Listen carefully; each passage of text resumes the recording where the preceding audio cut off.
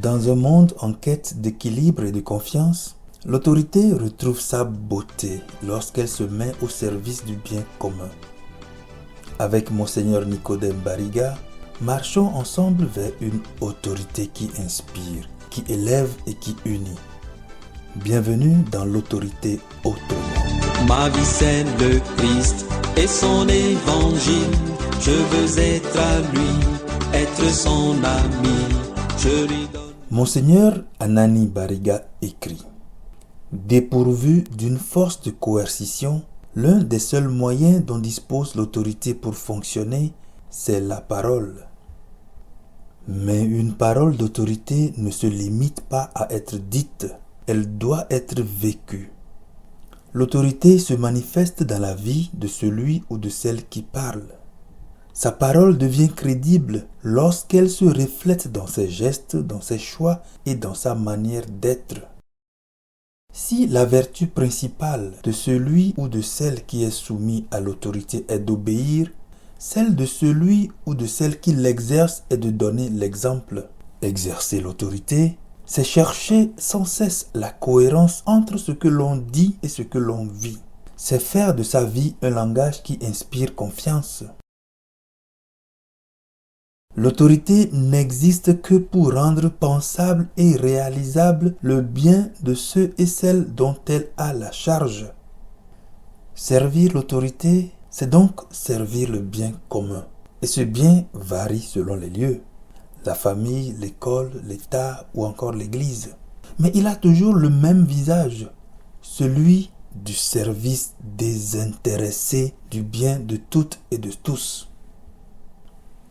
Le père Gaston Courtois, fondateur des CVAV, écrivait: le bien commun marque exactement les limites de l'autorité du chef, mais aussi il lui donne sa force.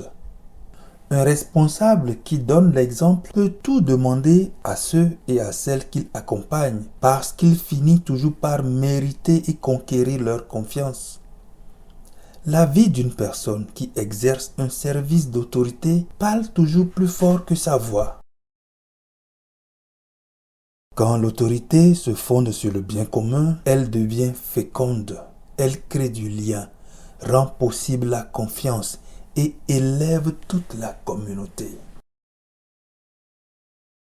Celui ou celle qui détient l'autorité n'a pas de droit à revendiquer.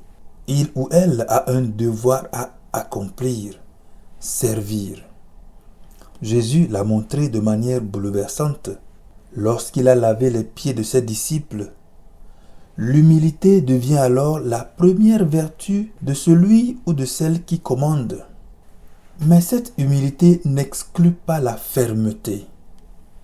Être ferme, c'est protéger le bien commun lorsqu'il est menacé, tout en restant juste et cohérent. Car une autorité qui sanctionne les autres pour des fautes qu'elle se permet elle-même finit toujours par perdre sa légitimité.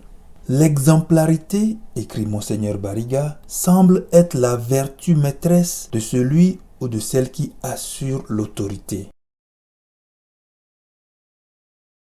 L'obéissance, elle aussi, retrouve ici son vrai sens. Il ne s'agit pas d'une soumission aveugle, mais d'une adhésion libre et consciente au bien commun. C'est une obéissance qui naît de la conscience de la légitimité du bien poursuivi et pour laquelle les ordres ne naissent plus d'en haut, mais sourdent de l'intérieur du cœur. Cette obéissance du cœur n'est pas passive. Elle s'enracine dans la conscience du bien commun. Elle suppose une vertu encore plus profonde, celle de la piété, que Monseigneur Bariga définit comme le dévouement fidèle à une mission ou à une cause juste. Par elle, l'autorité et celles et ceux qui lui obéissent participent ensemble à une œuvre commune. Cette piété, comprise comme dévouement et fidélité au devoir, est le signe d'une autorité vécue dans la vérité du cœur. Mais cette relation n'est pas à sens unique. Le propre de toute autorité saine, écrit encore Monseigneur Barriga, est d'être à la fois légitime et contestable.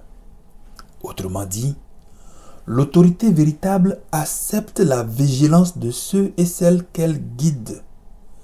Savoir dire non, parfois, c'est aussi servir le bien commun.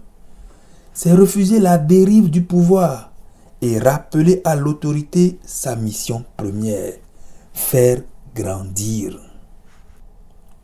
Servir le bien commun, incarner sa parole, rester humble et ferme, encourager une obéissance libre et vigilante. C'est cela, exercer l'autorité autrement. Une autorité qui ne cherche pas à dominer mais à unir, qui ne s'impose pas mais qui inspire, qui ne commande pas d'en haut mais qui marche avec les autres au rythme du bien commun. J'ai les mains vides, Seigneur, je suis devant toi. Je n'ai rien d'autre que ma pauvreté.